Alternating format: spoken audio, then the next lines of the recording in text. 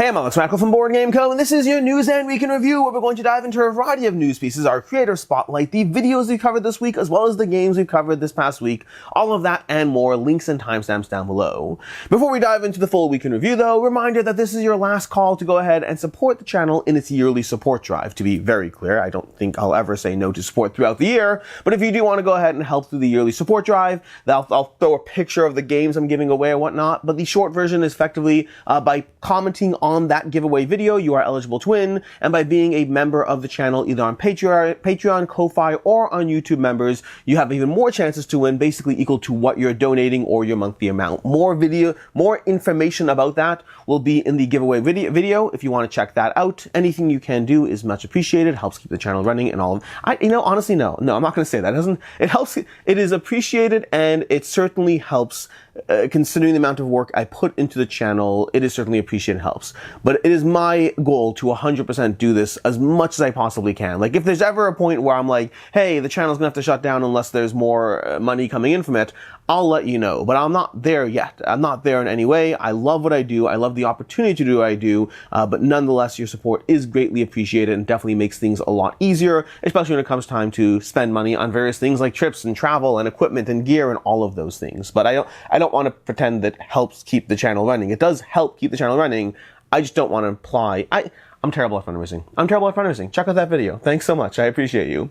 Anyways, let's go ahead and dive into the week in review, starting off with the news for this week. We have a few things to go into, not a lot this week.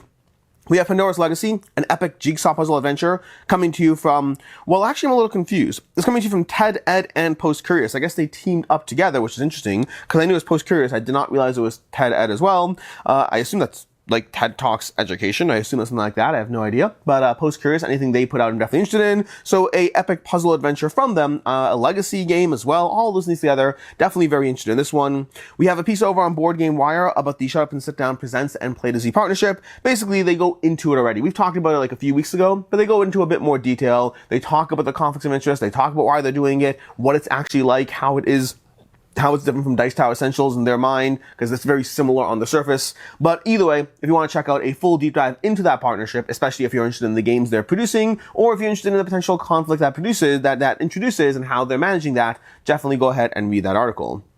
We also have a very interesting non-standard board game in news, but I thought this was fascinating in a dark, dark way. We have a new Taiwanese board game offers a chance to battle a Chinese invasion. So this is a board game that offers players the simulation of how to respond and address to a Chinese invasion, which is dark because this is not like pure fiction. This is like fiction, but also like, wouldn't it be, good to game theory it to an extent, or at least put this in the public eye as a concept. So definitely a little darker in what it's doing, but also fascinating in the way a board game can be used in either social agendas or practical realities as far as, well, hopeful futures that never come to pass. Past that, we also have the regular reminder. It's that time of year. Go ahead and check out boardgameoftheyear.org. This is a fantastic site that basically aggregates the various creators who are covering games every single year. Now, there are some flaws to, there's never a perfect system, because the biggest flaw is that the most, and this is true on Board Game Geek and it's true on Board Game of the Year, this is going to definitely favor things that got into more hands and not just the highest aggregate ranking. Meaning there's a degree of, oh look, a lot of people think Ark is the best, but it also means that a lot of people might have played Ark. It's usually going to be a combination of a good game and the access that game had. That said, I still think it's a fantastic list. In general, it'll give you a lot of the aggregate top 10, so you can see Arcs, makes sense. We have SETI, which I still need to play. Lord of the Rings Duel for Middle-earth. We have Harmonies, again, makes sense. Slay the Spire makes sense. These are games these are the top 5 currently. These are going to continuously change throughout the year. Make sure to check in, well, now, later, and later again, as you go through the top games of 2024 from an aggregate sense. And with that, we're going to go ahead and dive into our Creator Spotlight. And the creator spotlight this week is Shelfside. Shelfside is a fantastic creator. They're a fantastic and very interesting creator, specifically to the approach that they take to the board game space. You see, Shelfside effectively, okay, first of all, check them out. Check out their channel. They're a great channel. They do some of the most in-depth review breakdowns I have ever seen. Like, I think every channel has a spot in terms of how it approaches things, but if you want in-depth breakdowns especially to complex games, to these big dungeon crawlers, area control games, cooperative, legacy, storytelling, narrative games, RPGs. If you ever want these big box games broken down with a lot of critical review, like genuinely critical, and we'll get to that as well, with genuinely critical coverage as far as the things they like as far as the issues that other players might face, as well as a breakdown and score between what they personally score the game and what they think it would be for others based on their own criteria, and they have a full video covering their criteria. They do incredibly in-depth breakdowns, which is why I think the channel is very, very solid to watch. And one of the things they do that's fascinating, and I think I definitely had my skepticism around it at first, but I think if you watch their content, you'll come to trust it to a large extent. But effectively, they do sponsored reviews. Now, there's a lot of talk in the space about how reviews are not paid for, but rather content will be paid for and reviews not so much. And that's usually true. There are one or two channels that actually offer opinions while taking a check. And Shelfside is definitely one of those channels. And you might think this is meant to be a dig at Shelfside. It's not. They effectively use the ability to charge for an incredibly in-depth piece of coverage to allow the justification to do an incredibly in-depth piece of coverage, where the views alone might not justify, the quality of the content alone might not justify, the appeal to the channel alone might not justify. So they're able to put in a lot of effort into these videos because effectively they are sponsored pieces where their goal is to offer both critical and helpful coverage to the creator as well as to the audience. And again, if you're watching this and you're like, well, sponsored reviews, blah, blah, blah, etc., which is a genuine concern. I think that you should always be mindful of the types of biases that are introduced by any creator you are following in any way. If you're watching a creator, you should know their potential biases. I have potential biases, Shelfside has potential biases, every creator has potential biases, some are monetary, some are not. So I think you should walk in informed. But what impresses me the most is the amount of times they have clearly cashed a check because they say so. This is a sponsored piece of coverage. The amount of times they have effectively done sponsored coverage while being fairly critical to the game and all the lacks it might have. They are far from a hype channel. If you watch their coverage on, let's say, Avalon, but not Avalon. What was the game? Lands of Evershade by Awakening Realms. If you watch their covers in Lands of Evershade, it's easy to watch that video and be like, oh, congratulations, you guys cast a check and it's a great game. Yay, I don't trust that at all. But if you watch their coverage in general, you'll see that that's not true. That concept, that premise that a check buys you a good rating is the furthest thing from the truth. And to that end, it's worth being aware of the consistency of their content, the quality of their content. Yes, the biases as well, but to take those biases and wrap it in the full knowledge and understanding of what they've done and the track record that they have been establishing over the past several years in the way they approach their channel. It is unique and interesting and different, and it genuinely works. A long, long time ago, if you watch a video from way back when, I did a video, my first year of YouTube, I don't remember what it was, but I remember pitching the idea that why can't you cash a check and then be critical of that game? Like, why is that such a problem? As long as you're consistent, the audience can trust you. And my own personal opinion as the years have evolved is that I personally don't want to cash a check and give an opinion. I just don't want that. I don't want that pressure in my life. It's not about whether I believe it can be done or not. It's that I just don't want to do it.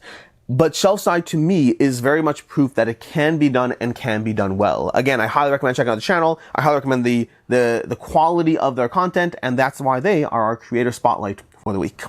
And with that, let's go ahead and stop this over here and then continue on to the week in review. So the week in review has had a few things. First of all, we have the videos we've covered. The videos we've covered this past week are a few. We have our end of year purge that went up on Sunday. That's part one, dives into the start of the purge. If I remember, I'll try to link down below that little magnet thing from Amazon because a lot of people have been asking about it. Not magnet, suction cup. I've shown it in other videos. I've actually specifically called it out and highlighted it, but I'll try to post a link into the end of year purge video because, as well as this video down below, in case it's something you're interested in. It's an $8 little tool and it's incredibly useful for a variety of things. It's good to have a suction cup in the house. There's also the upcoming January campaigns. January is not dead, not quite. January has a bunch of stuff that will be coming up. It's not crazy busy either, but there certainly are campaigns launching. And if you want to see 15 or 20 of those, you can check out the upcoming January campaigns video I put up on Monday. We also have the weekly live and organizing. Now, I'm filming this before we actually do it, so hopefully it'll be done. But this week's weekly live, hopefully, was a bit more of an in-depth set up a camera and basically just me rearranging the various games in my game room. So hopefully it'll be like a setup camera, different shot than usual, some degree of interacting, and other just, you can engage, watch, talk, whatever it is you want. That was, if you want to watch me reorganizing my collection, again, hopefully I did this, then check out the weekly live that went up on Thursday. Past that, there's also the end of year purge part 2 that went up on Friday. This dives into the second half of that end of year purge. I didn't want to keep you waiting too long to see the final results. I did not get to the 30 games I was hoping. I got to 25. I'm content with that number, considering that when I do my regular games leaving the collection video each month, even though there might be 10 to 20 games in each video, very often some of those games, most of those games are actually games passing through. Usually I'd say there's only 3 to 5, maybe 3 to 7 games in my collection that are leaving. So getting to 25 extra ones in a single video definitely takes a lot of trying to purge as many games as possible. Anyways, those are the videos that went up this past week. As far as the coverage this week, the games we've covered, we have Ancient Avenue review that went up on Saturday. I overall really enjoyed this. I give it a 4 out of 5. I think it's a solid little bluffing back and forth game as far as trying to read your opponent, how they're going to move, and giving them choices that are good for you. I love I Cut You Choose games, and this one definitely delivers. Later on Saturday, we had a Clank Legacy 2 unboxing. You'll get more coverage of this, Clank Legacy Acquisitions Incorporated 2, but effectively Meg did an unboxing of that. Since then, we have played 3 games. I'll give you my final opinion later. I will say I am definitely enjoying it, and my opinion on Clank doesn't seem to be changing much from my first time around. Both things are true. We'll talk about it more when I do a full review of it. Then later on Tuesday there was a Master of Orion at Astra review. I gave this a 4 out of 5. I think it does an excellent job of being a good 4X game that both gives nods to the genre. As a fan of Master of Orion, it gives nods to the genre, but I also think it does stand on its own and gives you a relatively fast-paced 4X game. Then we also had a review for Combo going up on Tuesday. Combo I gave a 3.5 out of 5. It is a fun little cooperative poker style game. It's fun, it's charming, it will play well with people who don't play a lot of board games, but also playing well with people who do play a lot of board games. It's from the same creator as Trio, otherwise known as Nana. We also have later on Tuesday, we had a Cthulhu Death May Die unboxing. That's basically Cthulhu Death May Die, Fear of the Unknown. I did an unboxing of that on Tuesday and have already played the game as well. Only one time so far, but I do need more plays. So far, it's more Cthulhu Death May Die. Every scenario is going to be its own level of how good it is, but the overall game is certainly a great time, one that I enjoyed. We won, but really thought we weren't going to win for a long time, which is generally one of the reasons I like Cthulhu Death May Die. Then later on Thursday, we had a review for Adulthood. Adulthood from Brotherwise Games. A lot of positive things to say about the charm of this game, the accessibility of this game, and the gateway friendliness of it, but definitely also a game that I don't think has a ton of plays in it for someone who is a little bit more of a serious gamer. Meaning I think there's a lot of charm, but the gameplay mechanics alone are not necessarily there, which means I think the variety, once you're done with the variety, I think there's less there keeping you there. Then later we had a preview going up for Iron Core. At the time of me filming this, I haven't actually played Iron Core. I will be playing Iron Core, so I'll be able to tell you my thoughts on it later, but for right now, it's just a preview from Meg, and I haven't yet tabled it. In any case, that is basically what we have for the games we covered, which means as far as upcoming videos next week, not next month, next week, we should have the top 100 stats breakdown. This is a video I do every year, just going over the changes in the list, some of the high movers, the drops, the additions, a whole bunch of things, the games that have still been here for 5 years straight, all that kind of thing in one video. And we'll also have a ranking campaign games video going up. I've mentioned this in a few times, but effectively there'll be a video going up where I rank all the campaign games I currently have. I did film it before I played Iridia. Iridia's in the video, but I did film this before I played Iridia. We'll talk about that more later. And then also, there should be a giveaway winners video for the giveaway, for the channel support giveaway. There will be a giveaway winners video going up later this week. And that is basically that, which brings us to the games on the couch. These, as usual, are games I hope to be diving into. I hope to be diving into more of Avidel Duo. I already played this cooperatively. Now I want to start going through the campaign, the solo cooperative campaign. We have Foxpaw from Godot Games. This one, I read the rules, I'm prepped to play, and now I just need to actually sit down and table it before the campaign goes live in, 2 weeks? I think 2 weeks-ish.